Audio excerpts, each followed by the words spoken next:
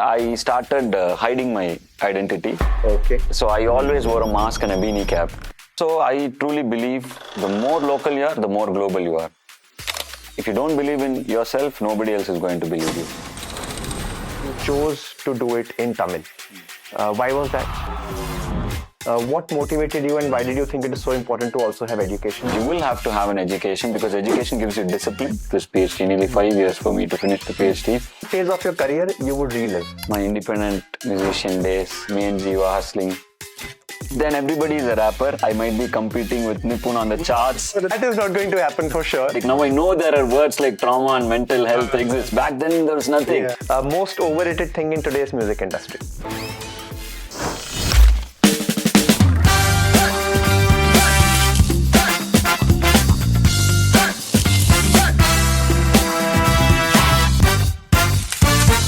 Today's guest just didn't make music. He built a movement. At a time when regional hip-hop barely had a space in the mainstream, he created one from scratch, turning Tamil rap into a cultural force and inspiring an entire generation of independent artists along the way. Hi, I'm Nipun Maria, CEO of iQOO and your host for the Quest Talk. यहाँ बातें simple नहीं, epic होती हैं. Please welcome Hiphop Tamizha. Hi Nipun. Hello, How are Adhi. you? How are you? Very Thank good. you. Thank you for the Welcome. words. Thank you for having me here. Yeah, it's really a great pleasure to have you. Learning so much from you along the way, and also I was listening to some of your songs, all the work, the body of work that you have done. It's really inspiring, and somebody who's such young, both you and Jeeva, I think you're creating really waves in both Tamil industry, India, and also worldwide. Thank you, Nipun. Thank you so much. To begin with, we talk about Quest and the Quest Talk. What do you understand by Quest? Quest is, for me, Quest is like, it's an everyday thing. Is yes. what I feel. So my quest is becoming becoming a better person than how you were the previous day. That's my quest right now at this phase in life. Correct. Maybe if you would ask me when I was younger, I would have been like, my quest is to become an artist, or all that I would have said. But right now, after I understand, how feeble life is, I become feel better every day. I just become better every day. Don't you never know if you're going to. You never know how long you're going to live. So Correct. just become better every day. Be thankful that you wake up every morning, and there is one big day ahead of you. Make the most out of it and be happy. Yeah, being happy is my quest. Being happy. Okay. See, this is interesting because as you evolve, you also go through various phases, as you said, of what life means to you, what is the meaning of life, what quest means to you, so on and so forth. So for you also, when did this transition happen from, I want to become an actor or a successful artist, to today, where you say, I just want to make the most of today? When do you think this transition happened? I think it was gradual. There was never a point, because when I started, I just wanted to be an independent artist. Just make music and put it out there. Make it reach people. Then when I became a music director, I was like, okay, I've got an opportunity to make music for movies. But then wanted to become a director because the opportunity comes from the director. So create that opportunity. Then the director gets the opportunity from the actor. So get it from the actor. So this was every day, it was like go big, go big, go big.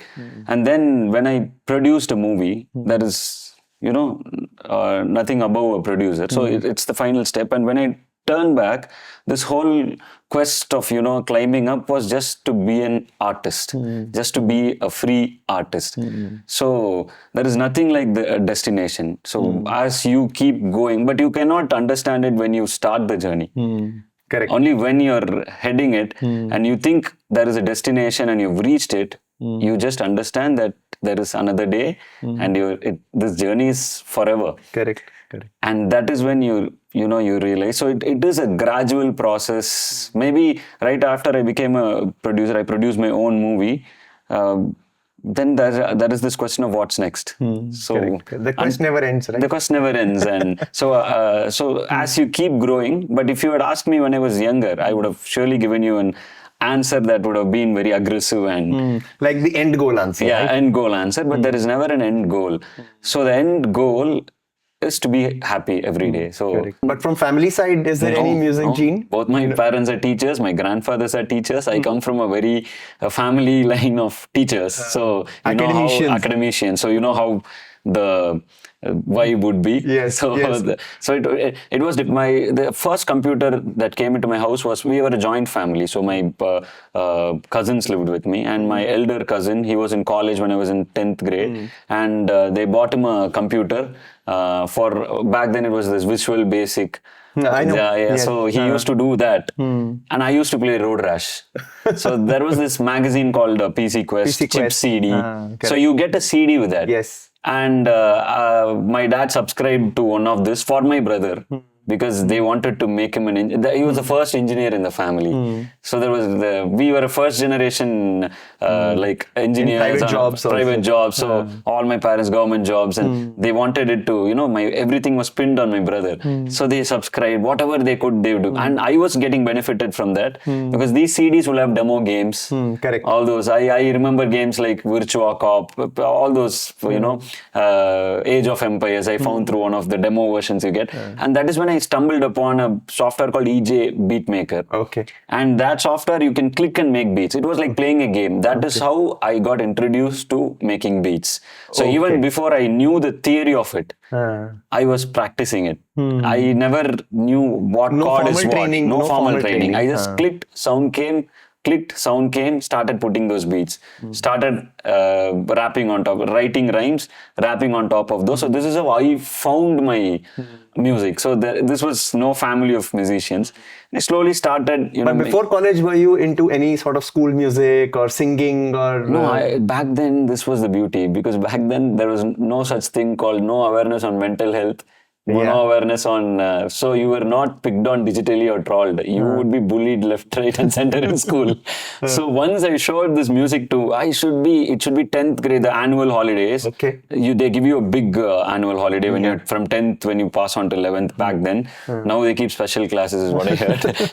So that time I started this recording on my microphone. Headphone mic, and it was very bad. It's shitty music. If you ask me now, it's shitty music, not even on beat. And I showed it to my friends, and I got bullied left, right, and center. So whenever I came, they'll be like, "Oh, yo," they'll do all that, and I'll be like, "Shit, I shouldn't have showed." So 2 years during school, it was underground, and that is why even when I started in college, that trauma, now I have coined these words. Like now I know there are words like trauma and mental health exists. Back then there was nothing. You just had to be scared because you were picked on physically. So in college, I started hiding my identity. Okay. So I always wore a mask and a beanie cap. So my early music videos, you'll always see me with a scarf on the neck, because whenever I get on stage, I put the scarf on the neck and I put my beanie cap on, and you can see my eyes. So I was anonymous. That is why you see the logo that we have. Right. Is a logo of it's the logo of a famous poet in Tamil. It's Bharathiyar. So that was started because I wanted to be anonymous, and for a long time, even people around me didn't know that I was including this your parents, guy. right? No, it can never be. That was the ultimate secret. And eventually, when they found out, they were like, "Okay, this fellow is having fun with something. Now he used to play games. Now he's doing something with this." That is how they viewed it. They never thought. This is now college. This is college, throughout college, and only when in the final year of college, my father started getting an idea of this guy is actually serious. And after, in college, there were campus placements. Everybody were attending campus placements.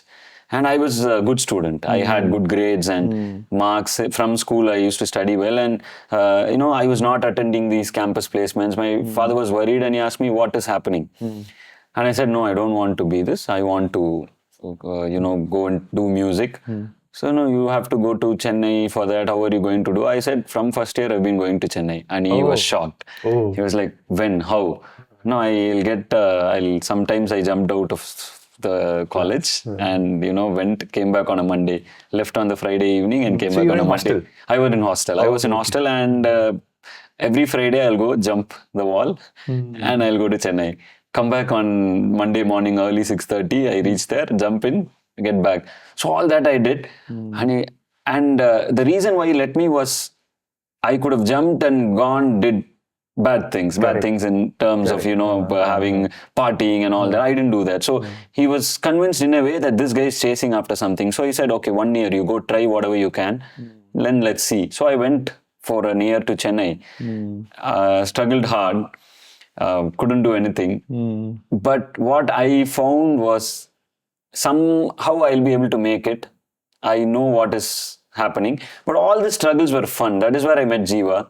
So I was from Coimbatore, so I had to take a room and stay there. Jeeva was from Chennai, but he still came out of his house and he stayed with me. So both of us started making music and we built a bond over that 1 year. And that bond is what made our empire today, is because of that bond that we made on that 1 year. We were not successful in terms of the music going out or making money, but we were successful in terms of creating a process.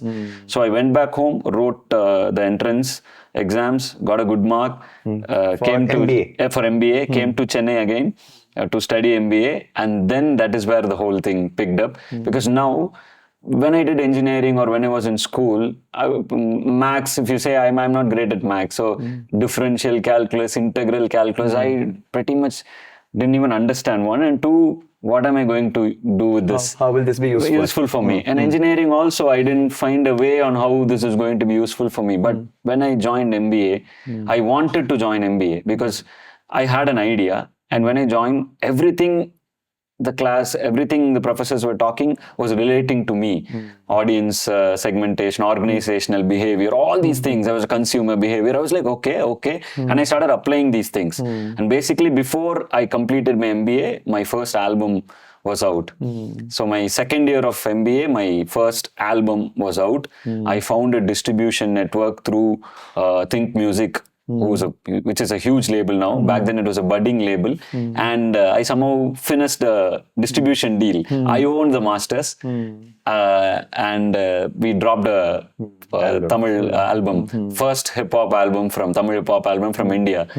And we sold a lot of CDs because I've already my fans already had the habit of buying my burnt CDs that were. So now these were official CDs with a poster inside, and Think Music was shocked on how the CDs were selling.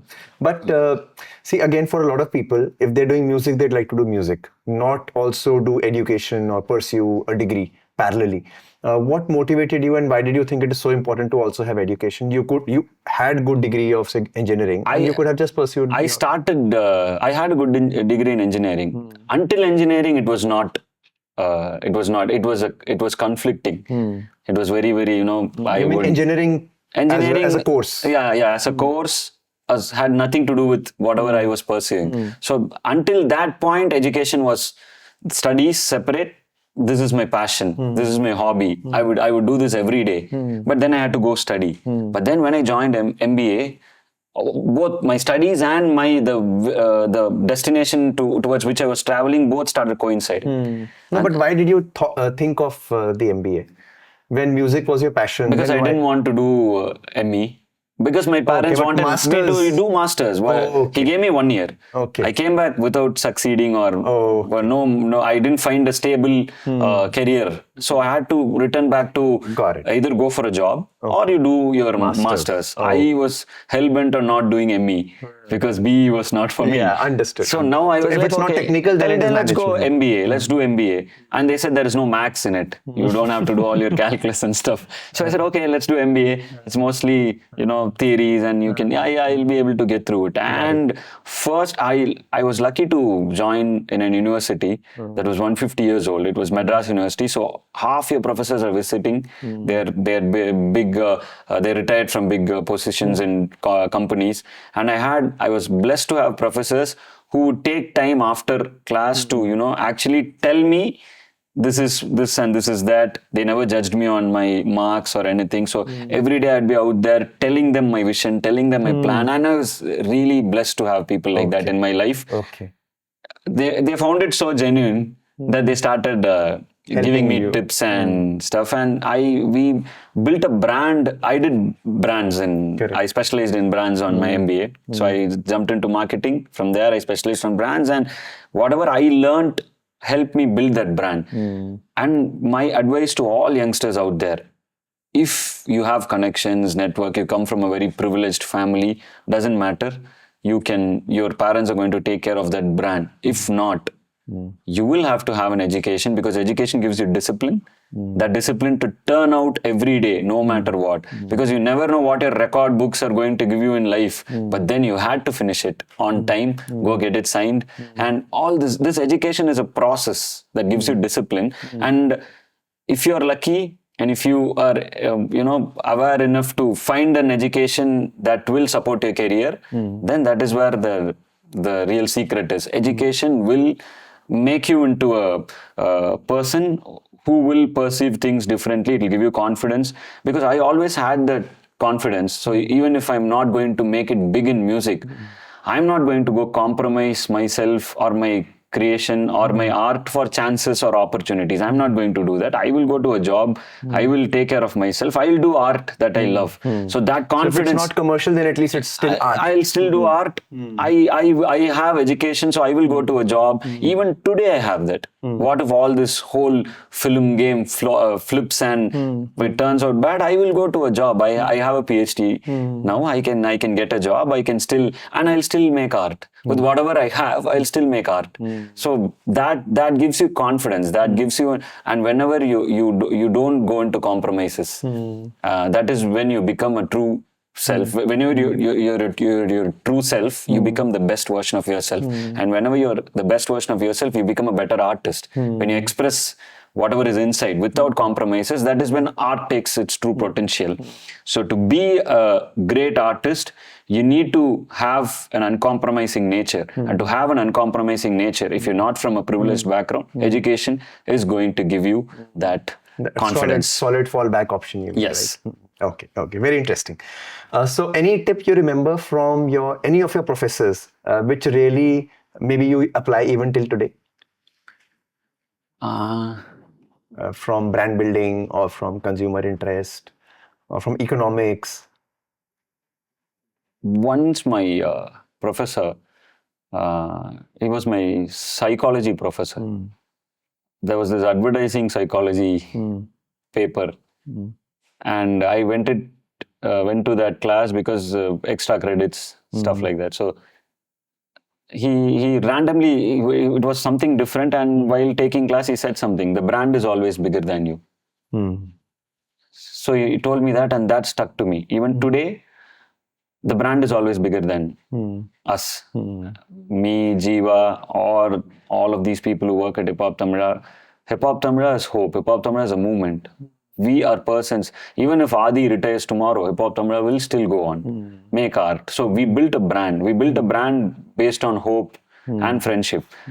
10 friends join together, start something, win in life. That is what Hiphop Tamizha stands for. So when he said the brand is always bigger than you, even today I apply that. Okay, we'll come to this. I think we have one picture of you. Okay. Yeah. So we were talking about Hiphop Tamizha. That is my first album that I released in 2012, and this is how Hiphop Tamizha was formed. So I pretty much kept the name very simple. Even today, I take, one of my professors said, always keep it simple. That is the best branding you could do. So what do? I do hip hop, and in what language? Tamil. So who am I? Hiphop Tamilan. So that was my first album. That is pretty much, and that name stuck with us. But it's very nice, no? Yeah, people chose that name for us. Even when we entered into Telugu, they said Tamila, that name Tamil, that's from Tamil Nadu. So why don't you change it to Adhi and Jeeva? We said no, that is something people, we are proud of that. So we want to go by that name. And Hiphop Tamizha, people basically identify as Hiphop Tamizha. Correct. Another very interesting thing, you thought of doing, hip hop and make music, etc. I also find this, at least I find it interesting that you could have chosen English also, and you could have gotten a bigger reach, but you chose to do it in Tamil. Why was that? English would have given you, like, the whole world, so to But speak. nobody would have connected with me. My feelings are converted into words best in my first language. I could convert my feelings much more on paper when I do it in Tamil than in English. So I wanted my feelings to be put out. That is how I view art as. When I started making my album, it was not about, it was about just expressing myself. But nobody put this doubt in your head, or did this doubt ever come that there have hardly been any successful Tamil hip hop artists? I don't have any background. Everything is against me. If I start putting, pen to paper and start writing down, okay, what are my reasons for success and reasons for failure? Most of the reasons will be, I don't have a background, I don't have, say money, etc., etc., right? So then what was the conviction behind still going for Tamil and hip hop? The thing was, back then, even people in labels didn't know what hip hop was. Yes. So I had to tell them what hip hop was. And that gives you an advantage. Okay, they don't know it. So they might not like it. Only if they know it, they might like it. So how can I take validation from a person who doesn't even know about it? So that was my mindset. And luckily it helped me in a way. So let me do my thing, let me show them. And there had been a lot of advices from people, do this in English, you can go cross your borders, do this.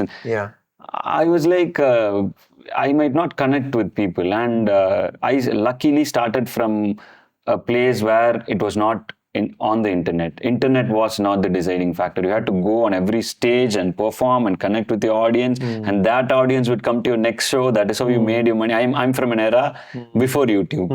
Correct. So I think what you're also saying is being very close to your consumer. Close to it. And in any business that you are in, like if I'm also doing one type of business today, I want to be close to my consumer so that I can feel the pulse.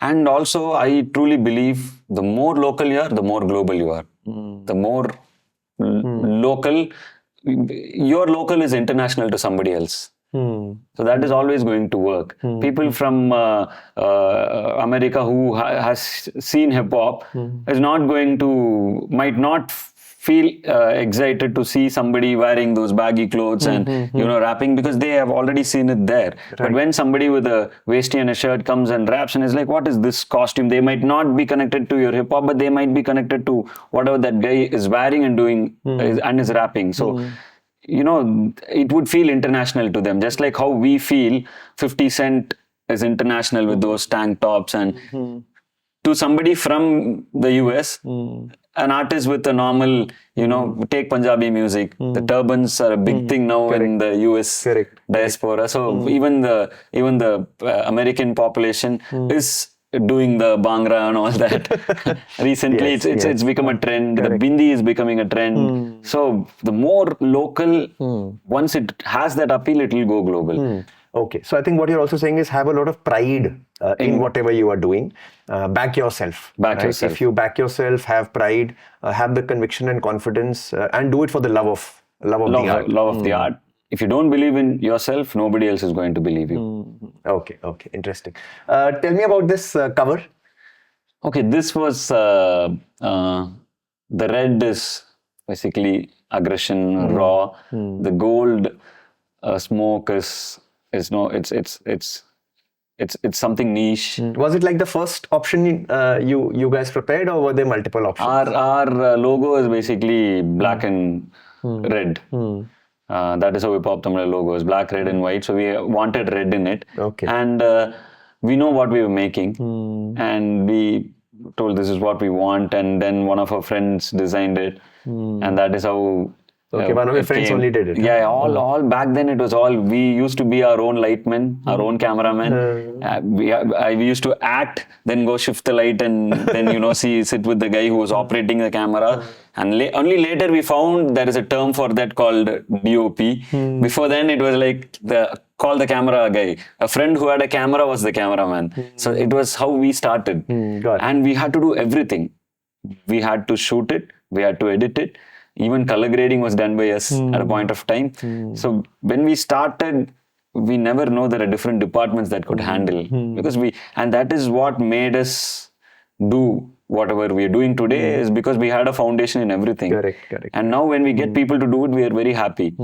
Also, you know the tricks of the trade, And everything. So even this design was pretty much, I want to be like this. I'll hold a mic, I'll point that way, because this album is little, it is liberating, and there are songs that are socially conscious. It talks about pride and being proud of yourself and all that. So we wanted it to be that, and I had an idea in mind, and then one of our friends, that friend is a big designer in the Tamil industry now. So a lot of friends who started at that time are in the industry now. But then back then it was a bunch of friends coming together and doing something, and trying to, make it look as good as possible and authentic at the same time. Okay, nice. Yeah. That is me and Jeeva in Singapore. Okay. That was taken on top of Newton Circus. There is a food court there. So that was taken on the Over Bridge. I still remember that. And that was our first international performance.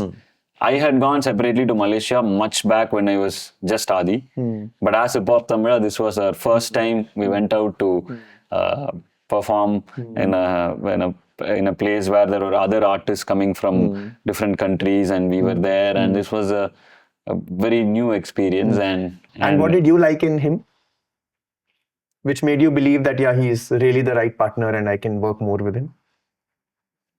I'm not even sure at this point. We used to have a lot of fights creatively. Okay. And even today we have a lot of disagreements, but then we've come to a point of separating personal from professional. Personally, we don't fight. We are best friends in life. We are family. We, like my wife, we all used to live together in a house. So it's like we were family. And then professionally, we still have a lot of arguments. But now we've come to that maturity that this is different and that is different. In the office, we play roles, but when we go out, we are again a family. And he's been with me too long to, even differentiate what I like in him or what he likes in me.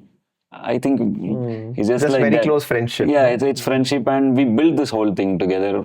Maybe he believed in me. When I had a vision, he was the only person who believed in me, because back then there was no hip hop. There was let alone Tamil hip hop. There was no hip hop in Tamil Nadu. Nobody knew what was hip hop. People from Malaysia were starting to put out hip hop, but that too was coming in movie songs. So for people, it was again movie songs. Peta Rap was just another movie song. So you couldn't educate them on what hip hop was, or so. And then, but then believing in, I can do rap and make it a genre, make it and I can also make a career out of this.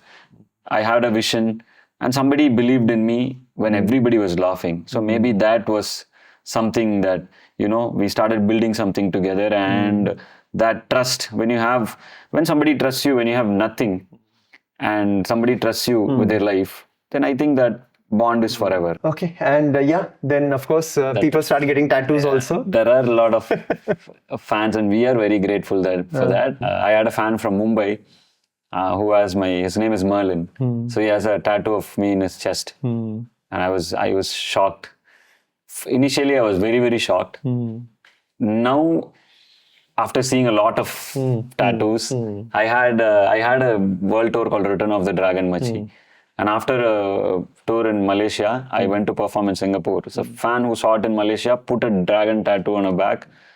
She got, okay, putting on Hiphop Tamizha is like, okay, this brand is okay, but putting on a world tour as a tattoo.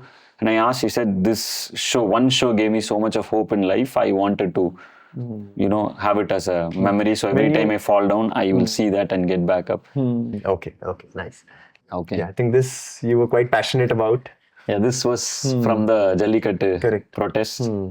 I made a song that turned into a movement. I was a whistleblower for a thing, and then it turned into a movement.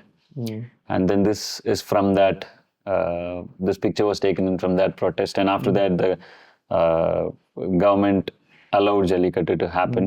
So it was a cultural thing. There was a lot of misconception or misunderstanding, and that one song made it clear on what this is. And we had our perspective on it. Share with me the backstory. I know about the Supreme Court order which came. So it was banned for quite a few years. There were farmers protesting on it. And we accidentally met somebody who was protesting. And he shared with us that this is not just banning, this is not just a sport. This is more than that. This is more, it's an ecosystem. And then we told it about it in a song. So share with me a few lines maybe, and you can also sing. What it started it? And you can sing also, and also tell me what it meant. Okay. So the rap goes like this. Maata petta pullaya nenikkirom. இத கொடுமை செய்ய எப்படி மனசு வரும் இதன் பின்னே உள்ள சர்வதேச அரசியல் வியாபாரத்திற்காக நடந்திடும் வெறி செயல் இந்த விளையாட்டை தடை செய்தால் நாட்டு மாடு அழியும் வெளிநாட்டு நிறுவனங்கள் வியாபாரம் பெருகும் அறியாத தமிழா உன் அறியாமை பிழையால் உன் அடையாளம் இழந்தால் நீ மெதுவாக அழிவாய் உன் அடையாளம் இழந்தால் உன் தாய் நாட்டில் நீயும் ஒரு அகதியாய் மாறிடுவாய் இது நாட்டை பத்தின பிரச்சனை இல்லவோ நாட்டை பத்தின பிரச்சனைடா நாட்டின் பொருளாதாரமே வீழும் நாமும் எடுக்கணும் பிச்சையடா. This is the rap in that. And what it basically, it starts with Mata Petta Pullaya Nenikkirom. We think these bulls are our children. So how will we cruelty. How will we do cruel practices on it? So that it starts like that. Okay. PhD. Yeah. So you didn't stop at engineering, not even at MBA, and then you finally get a PhD also. Yeah. That's the governor. I think that's the education. That was the ex-education minister, former education minister. And that was me. That is me, and that is my PhD. What's the story behind the PhD? Back in an era where people were discovering music, were going out and searching for artists, this has become a time where the artist has to go and search as audience. It's basically the algorithms, and so you need to know how this whole system works. Okay. And I wanted to, this whole thing is, I coined a term called, there is a term called musicpreneur, a music entrepreneur. So this is the recent, back then you need not be an entrepreneur to be a musician, but now you have to be a musicpreneur. And I started my thesis on that, and then it made me understand a lot of things. And it nearly took a long time for me to finish this PhD, nearly 5 years for me to finish the PhD. And but it was worth it. But every time I've done this, it has restructured me into a different artist. And it has only made me better in terms, not just in art, but also in life. Things that I've seen.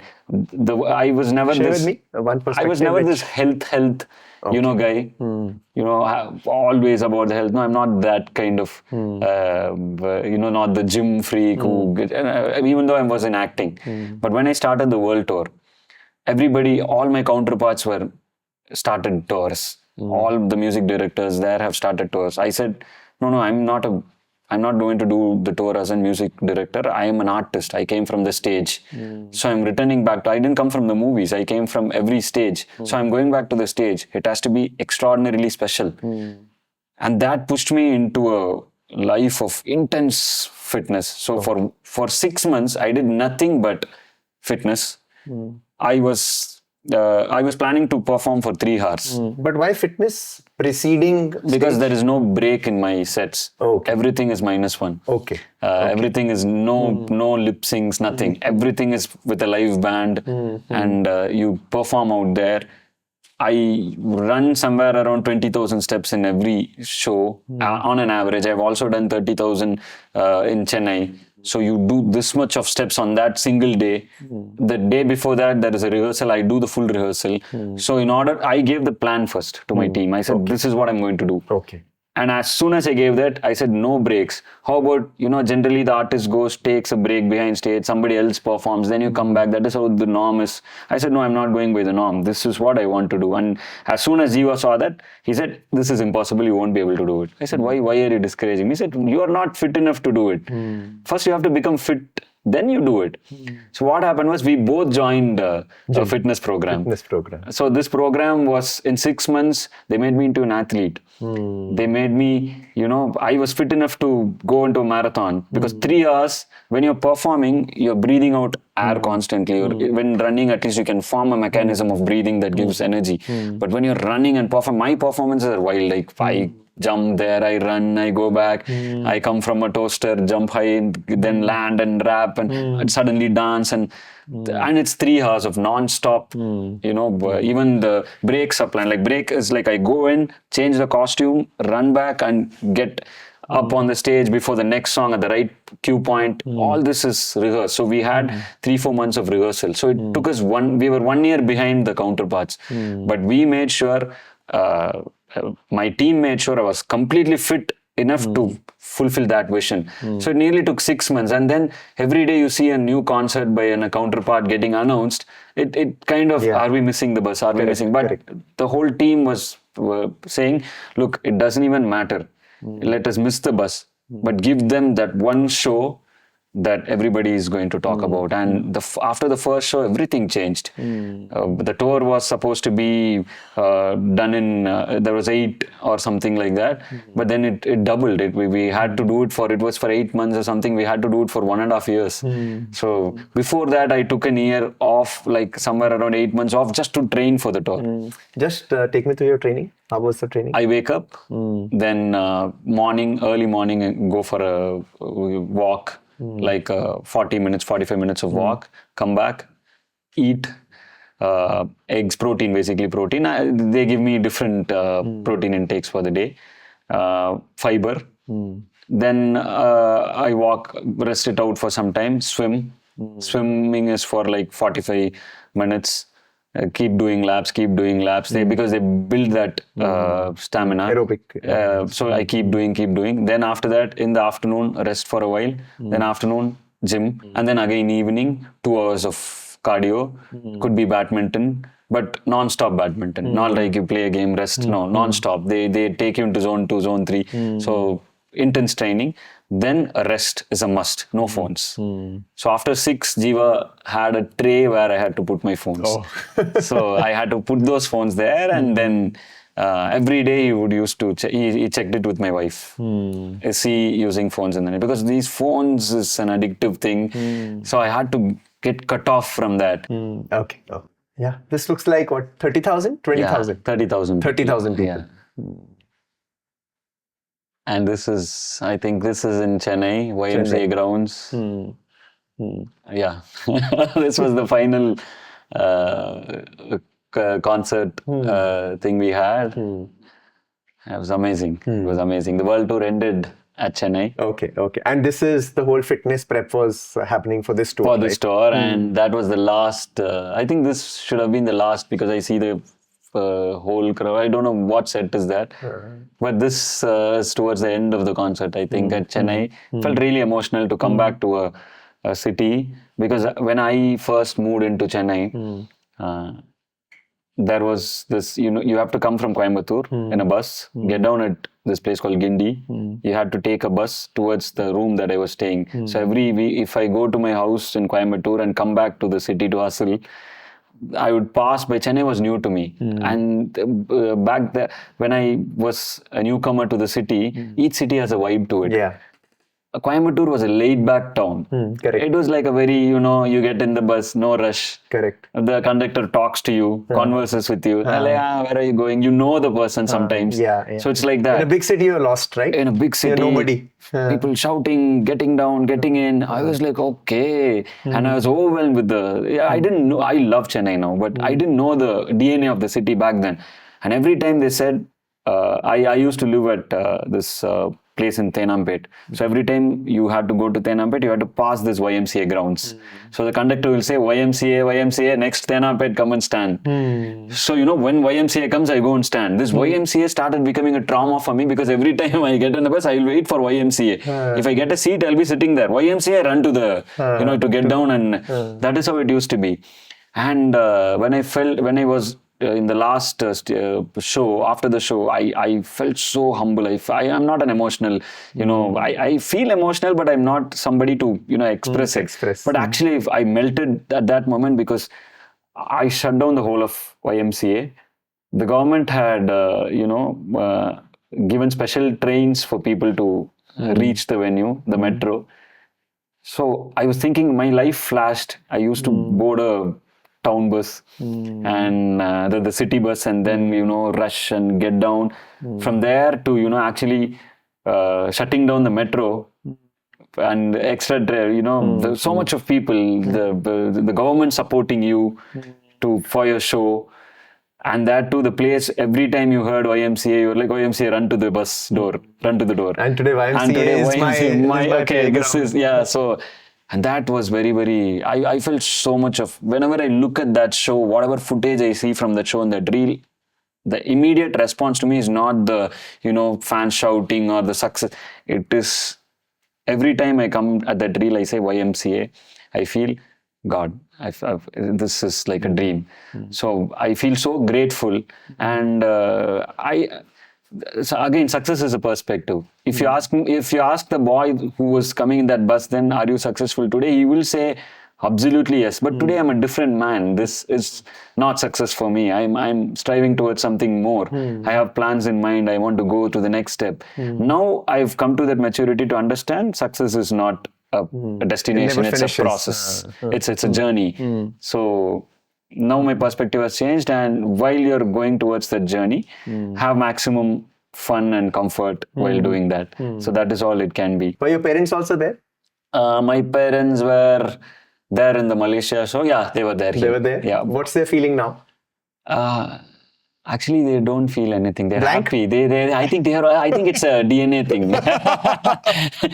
So they're also blank. They don't do anything. I go back home, there is nothing, no air about it. They both are teachers. They felt, I've seen them the happiest when I got my PhD. I could guess that.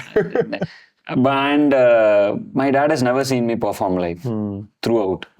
Seen my movies. Here, this is the first time he came and saw me, and he said, "Good."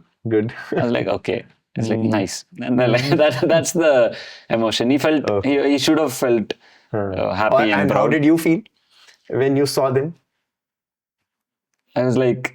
Or you had to ignore that feeling and focus on the work? I was happy that they came. I was actually happy that they came because my parents don't come. So I was happy that they actually showed up. That is all. And I'm so happy that they are happy. I made them happy. Okay, nice. After this, of course, came Aura. Aura 10 by 10. Yeah. Right? Again, a big hit. Yeah. And everything, maybe all that you've learned in entrepreneurship, in music, maybe everything comes together in Aura 10 by 10. Talk us through that. No, I finished the world tour, came back, suddenly said I want to do Meesaya Murukku 2. Let's make the movie.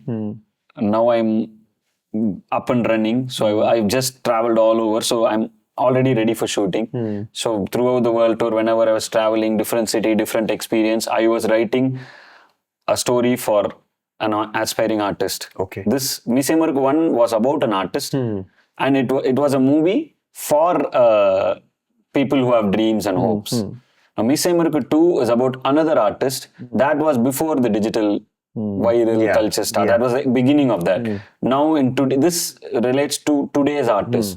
And this is a movie from the heart, talking about the system, talking about each and every aspect. Every artist might relate to it. So I wanted to make a movie, not for the, the factor of just making a movie. This had to be like, Meesaya Murukku is hope. Meesaya Murukku is fun, entertainment. At the same time, you feel good and full of positivity when you go. That is the review that I got. Whenever I meet people, they still say, I love Meesaya Murukku. So when I decided I have to make the second part the idea came because I was traveling the world and everywhere. And these songs were not even, after seeing so much of world, audience around the world, I think you form a better perspective of what is going to, Click. make them happy and bounce with you, because you've just seen them on stage, got that live feedback, which you will never get in a theater. Right. So you've done that shows, and when you come back, you're a different kind of music director. You are a different beast. You're no more that music director who's doing it. It just flows. And when I made Aura, people are like, why do you have to sing it like that? So it comes like, it's not my natural voice. But why do you have to do that? Because it feels fun. If I do it on a stage, people are going to have fun. But they're going to criticize you. They're going to troll you. That is not how it is done. You just have to have fun. And I just had fun, released it. Even the choreography was, just go, me and the choreographer, we are like, aura. But the aura is like the guy on the boat who does that. The aura forming guy. So it was basically, just do something like that, aura, and that clicked, and it went over the reels, and everybody started posting. It went into the national international thing, charts, then it went into the international audience, and people from abroad, rapping, singing that. I recently saw a reel of a guy, foreigner, I think should be somewhere in the US or some. He's singing, trying to sing aura. It's so funny, but it's so nice to see. Music is more than language, and time after time, I felt that different songs of me had reached. Last year, I had a song called Achacho, which reached the global top 5. So time after time, I've had that, but this was very, very different. This was fun, and the music video is quite fun. Yeah, it's and now my perspective have changed. If you have fun, then that is what is going to be captured. So my whole perspective again changed. So it keeps changing, and now I've come to a conclusion that the more perspective changes you have, the more you evolve, and the more you evolve, I think you become a better artist. Okay. So it's all. The one thing I learned from Aura is like, do not worry about what others are going to think about your. It's if it is a feeling, just because the whole song is ava neela color ujala kalthu putta majawa laita sicha brighta chini life fulla gujalda kannu rendu gajana ava kollaya dipa machana. It's like a Ghana tune, but we did hip hop beats on it. And when it drops into the hook, it's like nano dokku vita oru look achidilakku aana tagge. So you flip the voice in that way. Doesn't make sense, but it's fun. So we just did we wanted a fun, the situation was fun song. So let's make fun. And it worked. So now I've come to the understanding that if you want to make fun, be in that feeling, makes it easy. If you want to make a motivational song, you have to go through that makes it easy. Otherwise also you can make a song, but it makes it easy. So now I want to make movies that resonate with me. And Meesaya Murukku 2 is going to be a movie for the artist, from an artist. Okay, nice. Okay, we come to the last part, the rapid fire. Let's do this. Anyways, I think you're very good with rap and hip hop and rapid answering. So let's start this. Most overrated thing in today's music industry? Viral hits. Most overrated. Okay. One thing indie artists complain about too much? I'm not able to make it. Mentality. Okay. One thing mainstream artists get wrong? Numbers are not directly proportional to connection. Right. One trend in music you don't understand? Actually, I pretty much understand everything. Okay. One phase of your career you would relive? My independent musician days, me and Jeeva hustling. Okay. One phase you would skip? Some of the overthinking days, which doesn't even matter now. Okay. A moment you almost quit? Never. I've never. Okay. One skill more important than talent?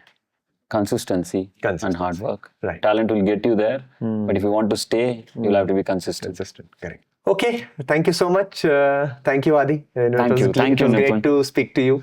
Thank you so for the much. opportunity. Thank you. Loved. We also have a small, slate where maybe you can write what you quest for. Okay.